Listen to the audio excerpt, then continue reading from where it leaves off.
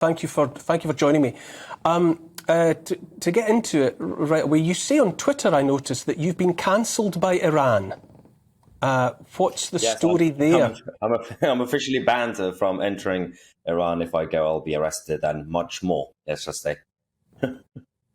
What are you hearing from people there, from friends, from family?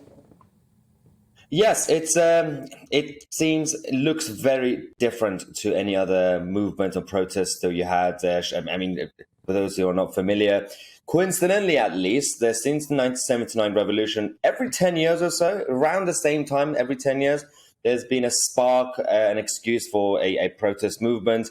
In 89, 88, 89, you had the Mujahideen, the communists of Iran, who failed.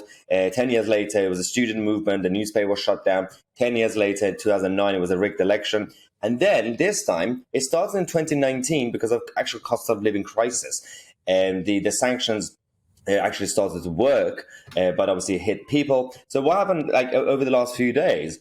A lot of people in the media, I do have to obviously say, Neil, thank you. If shows like yours are only a few shows that we are seeing on the mainstream media that are actually talking about this properly, this topic, and it's absolutely shameful the mainstream media are completely ignoring it.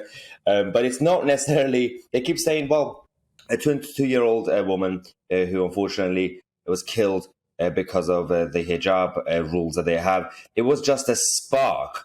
And unfortunately, those incidents happen on a regular basis. The people were just essentially just waiting for that right moment. Some people on Twitter I see saying, oh, this is a women's right movement. This is just opposition against one person dying and they just want justice and they'll go home like Black Lives Matter or something. It's not that. It is actual for regime change.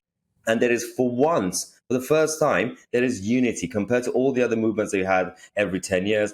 There seems to be the majority, the consensus is behind the idea of having a regime change, having a referendum, and being behind one leader who is the crown prince in exile, Reza Pahlavi. They ideally, a lot of people seem to be wanting a democratic constitutional monarchy. They don't want to go back to absolute monarchy, but they want to have a British-style democratic constitutional monarchy.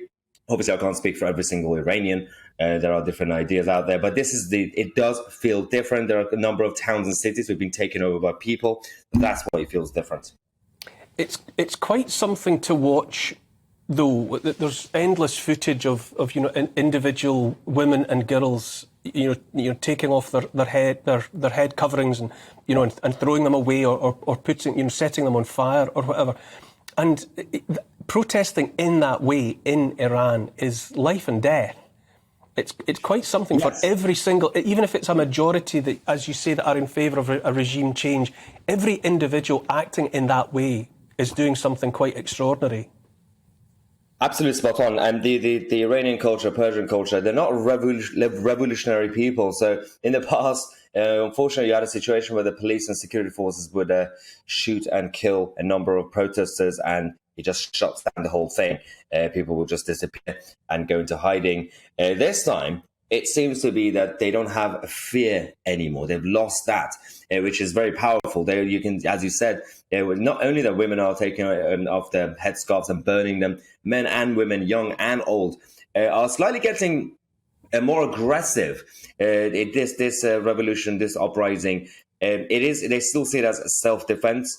But they are now targeting police stations. They are targeting police officers, the security forces, the Basij, as they call them, the Revolutionary Guard members. They seem to be more aggressive and more essentially fed up that none of those attempts worked. In the past, they could, like, for example, have a protest and have one of the police officers crowded, but they always let them go. But this time, not only it's aggressive, they're actually very vocal about Islamism. They are basically, one of the chants is, take your Islam and go. And it's fascinating to see that there is this fight against Muslim rule in Iran. At the same time, in the UK, we just had Ajnam Chowdhury being free again, to be allowed to go out there on the streets, inciting violence and plotting to bring down the country. It's absolutely astonishing what the state of this country when it comes to the complacency against Islamism, and Iranians are actually leading the way against extremism. So is it as amongst other things a call for secularism? Would Yes, if it's absolutely. take your Islam and go, is that Islam to be replaced by a secular regime? Yes, I mean the issue is that Iran, until the 1979 revolution, and even now, you have, because it was a former empire and it was a former great nation, you have various ethnicities and religions and everything in there. So you have Persians. Then, but you also have the Kurds, you have the Turks, you have the Christians, you got this. You still have a few Jews left if they can hide and not be completely exposed.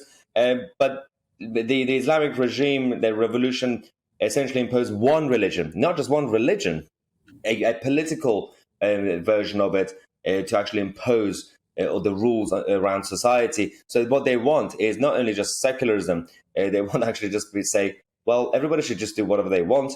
It's not the job of the state or government to impose on your lifestyle. We just want to have a democracy. We want to have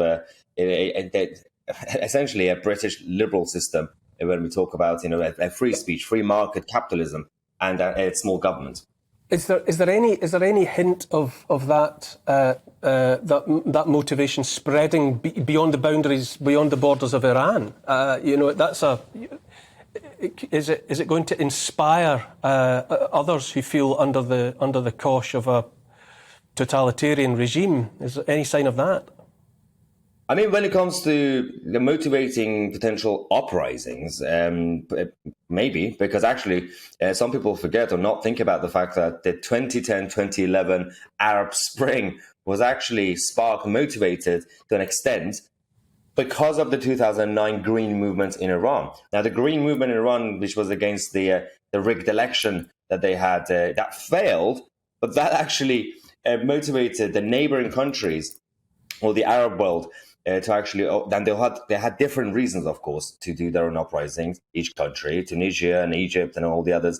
But I believe that definitely did motivate them. So this time, yes, absolutely. But I think we could go wider because Iran is a big power, whether you like it or not, in the region. Not to be completely optimistic, but we might be able to see at least smaller local regional level in China, maybe. In those places, we might be able to see, because we've already seen in Shanghai over the last few months, people standing up against the CCP. So we might be able to motivate those guys and situations that we're seeing around those countries.